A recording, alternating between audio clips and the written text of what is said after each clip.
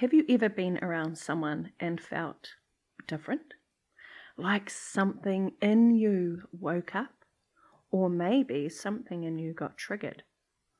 Like maybe just being around them pulls you into something bigger, like you're being drawn into their energy, their presence, their vortex.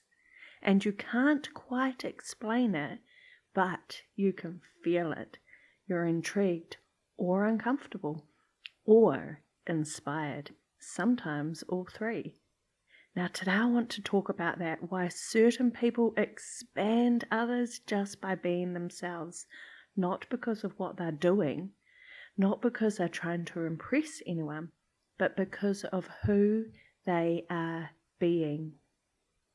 So welcome to the Energy Within Her podcast, a space for reconnecting with yourself beneath the noise, for the woman who's tired of doubting herself, overriding her needs, and carrying everything on her own.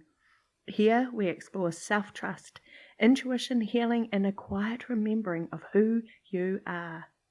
Because maybe life isn't asking you to become someone else. Maybe it's asking you to return to yourself. So take a breath, soften your shoulders, and let yourself arrive. You're safe here.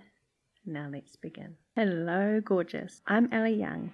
After spending years disconnected from myself through anxiety and depression, navigating life's challenges, grief, and motherhood, I now guide women to reconnect with themselves, to rebuild from the inside out, and start believing that they can have, do, be, or achieve anything they set their mind to. There's a powerhouse within you wanting to come out. Let's unleash you and let that light shine. True healing is possible. After all, everything is already within you. We're uncovering the energy within her. This conversation today isn't about strategy. It's not about how to become more magnetic or how to perform better. It's deeper than that. This is about energy, identity, self-belief, and what happens when someone stops forcing and starts allowing. So I was thinking about this through the lens of sport. Now my fiance Dave absolutely loves and adores rugby league, and I love watching sports stories, so naturally we follow these journeys together. We were watching the conversation between Benji Marshall and Shaun Johnson the other day, which inspired this podcast episode. Now, watching players like Benji Marshall, listening to them speak, and Shaun Johnson, when they're in it, like if you watch it or just listen to them, you can feel it. They're not thinking about or thinking themselves through every move. They're not questioning themselves mid-play. They're not hesitating. They're just playing. There's this trust, this flow, this certainty in their body. And when you watch it, you feel something. It's like your system goes, ooh, that's possible. Now that's what flow feels like. Time disappears. There's no noise in your head. There's no second guessing. There's no trying to control everything. You're just in it, fully present. Flow isn't something you force your way into. It's what happens when doubt completely leaves the room and when you stop interfering with yourself.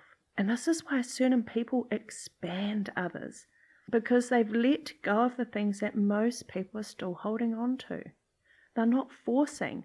There's nothing to prove. They're not performing for approval. They believe in themselves, not in a loud, arrogant way, but in a steady, grounded way, following what brings them joy, what lights them up, what feels good. They follow what feels good. They've given themselves permission to experience joy without needing to justify it. They're not attached to outcomes, and they're certainly not constantly thinking about what this will lead to. They're just in the moment, or how it will be perceived. They're here in the moment. And most importantly, they're fully themselves. No mask, no act, no editing, just being. And here's the deeper layer, like energy spreads Whether we realize it or not, we are constantly influencing each other. Our nervous systems respond to each other, we mirror each other, and we feel each other. So when someone is grounded, you feel it. When someone is free, you feel that too. When someone is fully expressed, it shows your system what's available.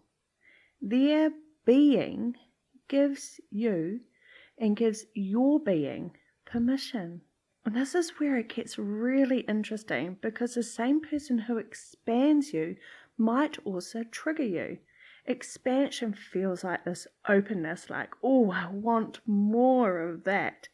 And trigger feels like resistance, like, why does this make me feel uncomfortable? But both are invitations, and both are showing you something within yourself. And at the core of all of this is identity.